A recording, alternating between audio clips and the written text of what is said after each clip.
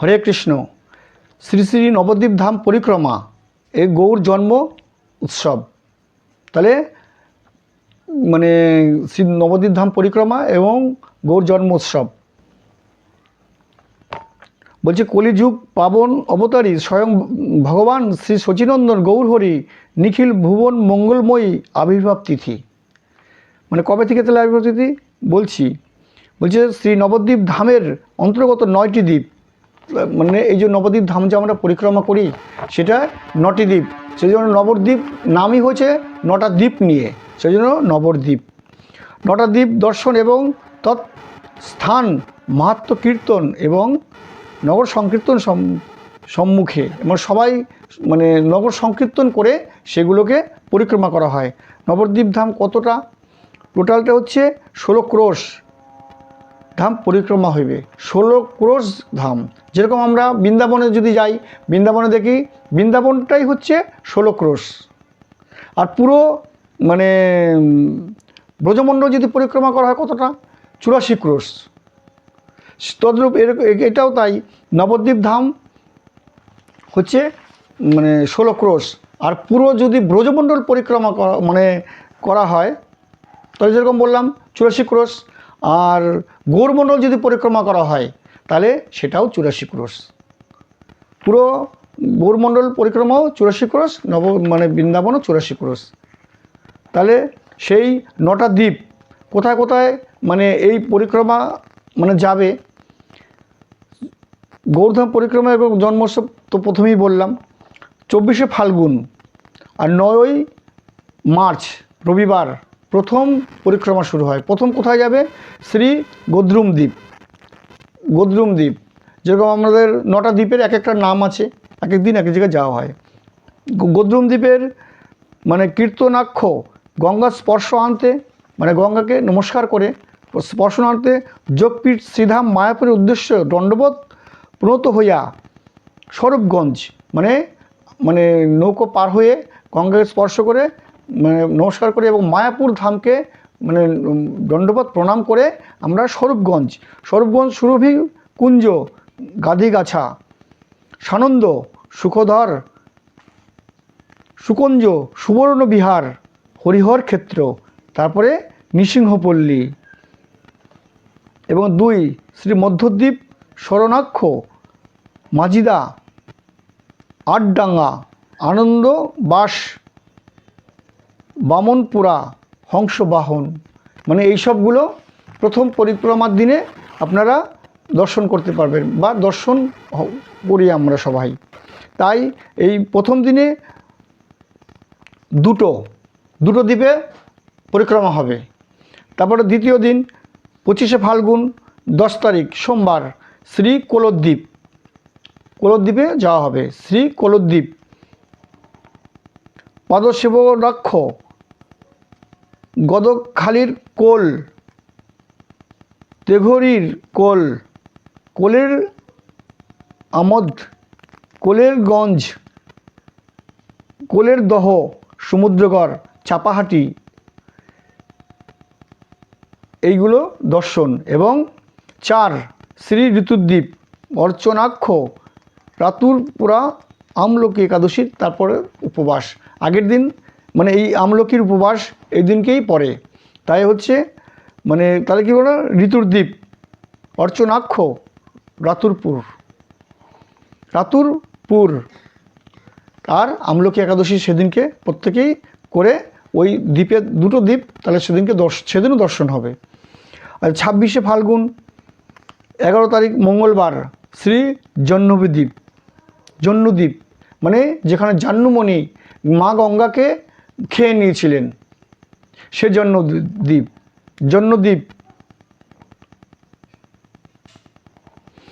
এবং নন্দনাক্ষ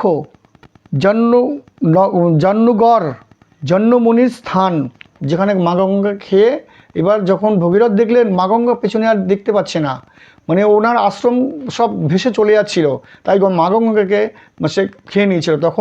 যখন এসে বলল, হে মুনিবর, আমি এত কষ্ট করে মা গঙ্গাকে গিয়ে এই পৃথিবীতে আনয়ন করেছি, আপনি সেটাকে মানে পান করে নিলেন, খেয়ে নিলেন, আপনি কৃপাপূর্বক মা গঙ্গাকে মুক্তি করে দিন। তখন বলল, আমি তো মুখ দিয়ে যদি মা গঙ্গাকে বের করি তাহলে অপবিত্র হয়ে যাবে, তাই জাং কেটে মা গঙ্গাকে এখান থেকে বের করেছিলেন।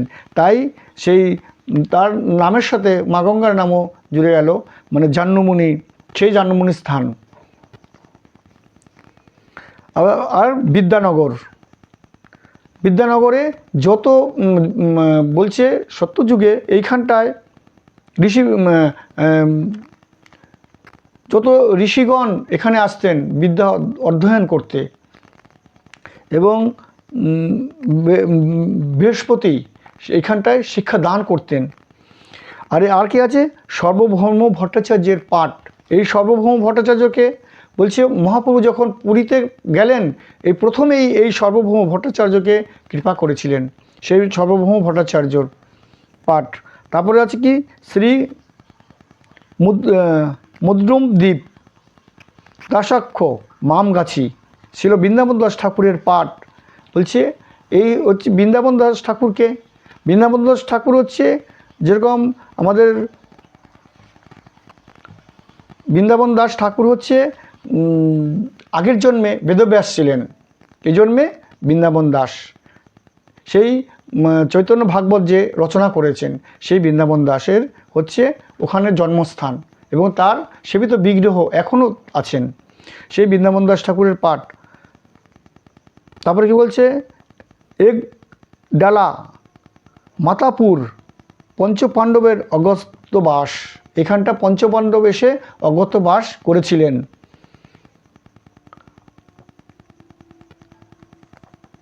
এইসব স্থানগুলো আমরা ওই দিন দর্শন করব। তারপরের দিন কি আছে? 27শে ফাল্গুন 12 তারিখ, 12ই মার্চ বুধবার, শ্রী রুদ্রদ্বীপ সক্ষক্ষ রুদ্রপাড়া শঙ্করপুর ইন্দ্রাকপুর এবং গঞ্জের ডাঙ্গা এবং শ্রী 8 শ্রীমন্ত দ্বীপ শোভনাক্ষ, মানে এদিনও দুটো দর্শন আছে। তাহলে শ্রীমন্ত দ্বীপ, শোভনাক্ষ, শিমুলিয়া, সরডাঙ্গা, সোনডাঙ্গা, মেঘারচর, বেলপুকুর। অতঃপর শহর নবদ্বীপ ছিল জগন্নাথদাস বাবাজির মহারাজের সমাধি এবং পৌরমাতলা এবং পৌরমায়া স্থান। পৌরমায়া আমরা সবাই বলি পোড়ামাতলা, অ্যাকচুয়ালি না, আগেকার নাম ছিল পৌর মায়ার স্থান। পৌরমায়া মানে এই যে আমাদের পুরানোর কথা থেকে এসছে পোড়ামা। তো তারপর দিন কি আছে? 28শে ফাল্গুন 13ই মার্চ বৃহস্পতিবার অন্তর্দ্বীপ। এই অন্তর্দ্বীপ হচ্ছে আত্মনিবেদনাক্ষ শ্রী মায়াপুর। অন্তর্দ্বীপেই হচ্ছে মায়াপুর, যেখানে হচ্ছে গৌরহরির জন্মস্থান। সেই অন্তর্দ্বীপে হচ্ছে শ্রীধাম মায়াপুর, শ্রী গৌর জন্মভিটা, শ্রীবাস অঙ্গন, অদ্বৈত ভবন, শ্রী চৈতন্য মঠ, শ্রী চন্দ্রশেখর আচার্যর ভবন, জগৎগুরু ছিল প্রভুপাদের সমাধি মন্দির, শ্রীধর অঙ্গন, শ্রী মুরারিগুপ্তের পাঠ, চাঁদকাদির সমাধি প্রভৃতি দর্শনান্তে শ্রীমঠে প্রত্যাবর্তন। তাহলে এইসবগুলো আমরা মানে 28 তারিখে দর্শন করতে পারবো, বৃহস্পতিবার। আর 29শে ফাল্গুন 14 তারিখ শ্রী গৌর জন্মজয়ন্তী। তাহলে সেদিকে হচ্ছে পূর্ণিমা, সেদিকে হচ্ছে দোল পূর্ণিমা। সেই দোল পূর্ণিমাতে গৌর জয়ন্তী উৎসব পালিত হইবে। তাই আপনারা মানে নবদ্বীপ ধাম পরিক্রমা যদি পারেন অবশ্যই যাবেন, এবং যদি যারা যেতে পারেন না বা যাদের যাওয়ার ক্ষমতা নেই, বহু দূরে দূরে থাকেন, তারা মানুষে সেই নবদ্বীপ ধামকে মানে দর্শন করবেন। মানুষের ফলও কিন্তু একই রকম ফল পাওয়া যায়। তাই এগুলো শাস্ত্রে বলছে আপনি মানুষে দর্শন করবেন, মানুষের সেই কথাগুলো চিন্তা করবেন, তাহলে কিন্তু একই ফল পাবেন। কি বলছে আজকে নবদ্বীপ ধাম কি জিনিস সেটা কে বলছে? মা পার্বতী শিব বাবাকে জিজ্ঞেস করছেন। শ্রী পার্বতী বলিলেন, হে নাথ, যে স্থানে শ্রী গৌর চন্দ্র বর্তমান রহিয়াছেন সেই নবদ্বীপ ধাম কোথায়? সেই নবদ্বীপ ধাম কোথায়? বলছে এবং মহাবুদ্ধিমান নাগরাজ সেখানে গিয়ে কি করিয়াছিলেন? বলছে মহাবুদ্ধিমান নাগরাজ সেখানে গিয়ে কি করিয়াছিলেন তা কৃপাপূর্বক আমাকে বর্ণন করুন। হে যোগীবর মঙ্গলময় গৌর নাম আমার চিত্তকে বলপূর্বক হরণ করুক। বলছে হে দেব, আমি বৃন্দাবনের মাহাত্ম্য নিশ্চিতভাবে শ্রবণ করিয়াছি, সম্প্রতি আপনি নবদ্বীপের মাহাত্ম্য বর্ণন করুন। বলে বৃন্দাবনের ধাম আমি আগে শ্রবণ করেছি, এখন নবদ্বীপের ধামের কথা আপনি বর্ণন করুন।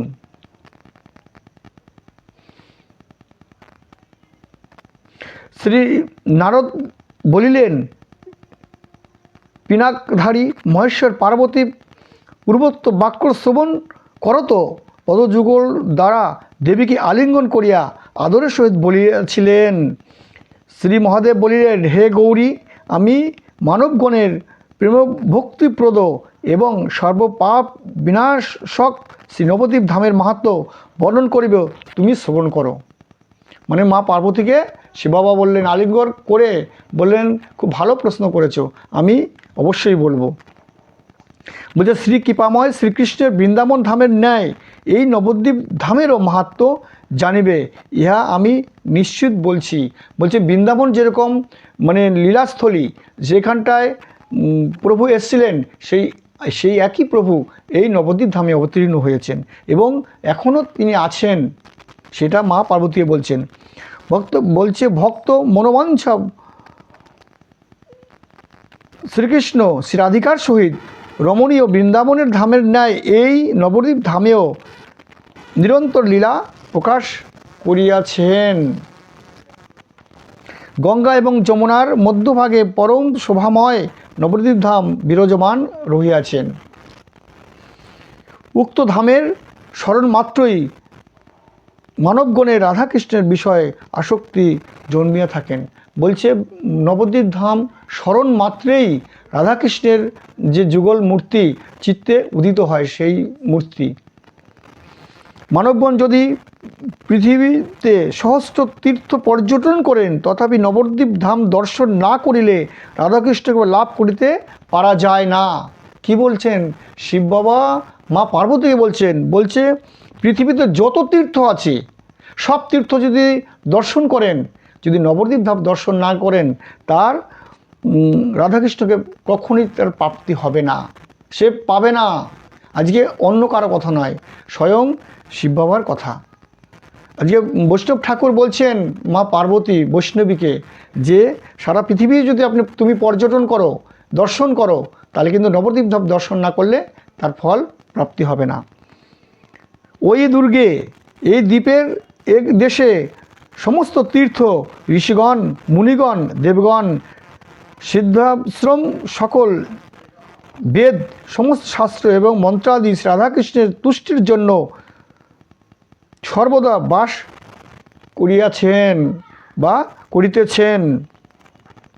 মানে এই তীর্থ, তাহলে কী বললেন? বেদ, স্বয়ং বেদ এখানে রয়েছেন, সমস্ত শাস্ত্র এখানে রয়েছেন এবং মন্ত্র আদি, যত আমরা মন্ত্র বলি, সমস্ত মন্ত্র রাধাকৃষ্ণের তুষ্টির জন্য সর্বদা বাস করিতেছেন, রাধাকৃষ্ণকে তুষ্টির করার জন্য সর্বদা এখানে বাস করছেন। বলছে মানবগণ নিরন্তর ভক্তি সহকারে সহস্র সহস্র অশ্বমেধ ও বাজপেয়ীর যজ্ঞের নানাবিধ ধর্ম এবং যোগাভ্যাস দ্বারা যে ফল লাভ করেন, নবদ্বীপ ধামের স্মরণ দ্বারা তার কোটিগুণ ফল লাভ হয়ে থাকেন। বলে অত কিছু দান করলে যা ফল হয়, নবদ্বীপ ধামকে শুধু একবার স্মরণ করলেই তার কোটিগুণ ফল প্রাপ্ত হয়। হে পার্বতী, ইহার দর্শনের যে ফল, উহার কথা আর কি বলিব? বলছে দর্শন মাত্র যে ফল, তার কথা আমি আর কি বলবো? হে পার্বতী,